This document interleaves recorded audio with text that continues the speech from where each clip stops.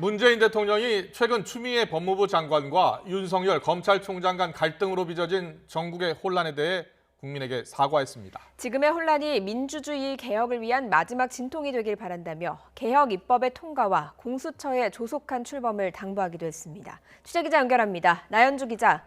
네, 청와대입니다. 추미애 장관과 윤석열 총장의 갈등에 대해서 대통령이 직접 사과를 한 거죠? 네, 그렇습니다. 문 대통령은 오늘 오후 청와대 수석 보좌관 회의 모두 발언에서 코로나19 확산 상황의 심각성에 대해 먼저 말한 뒤 방역과 민생의 마음을 모아야 할 때 혼란스러운 전국으로 국민께 걱정을 끼쳐 대통령으로서 매우 죄송한 마음이라고 말했습니다. 그러면서 지금의 혼란이 오래가지 않고 민주주의와 개혁을 위한 마지막 진통이 되기를 간절히 바란다고 덧붙였습니다.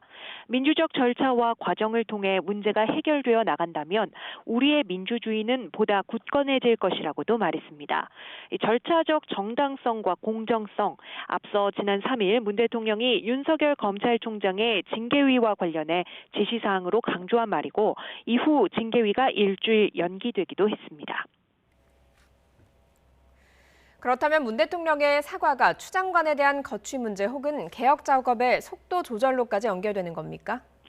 그렇게 해석하긴 어렵습니다. 앞서 마지막 진통이라는 표현을 쓴 데서도 엿볼 수 있듯이 문 대통령은 사과와 함께 권력기관 개혁을 반드시 완성하겠다는 의지를 밝혔습니다. 촛불혁명을 거치면서 더욱 성장한 한국의 민주주의가 오랫동안 해결하지 못했던 마지막 숙제를 풀어내는 단계에 있다는 것이 현 상황에 대한 문 대통령의 해석이고요. 권력기관 개혁은 남아있는 가장 큰 숙제 중 하나라는 겁니다. 앞서 취임사에서 권력기관을 정치로부터 완전히 독립시키고 어떤 기관도 무소불위 권력을 행사할 수 없도록 견제장치를 만들겠다고 약속했다며 이제 그 노력의 결실을 맺는 마지막 단계에 이르렀다고 덧붙였습니다.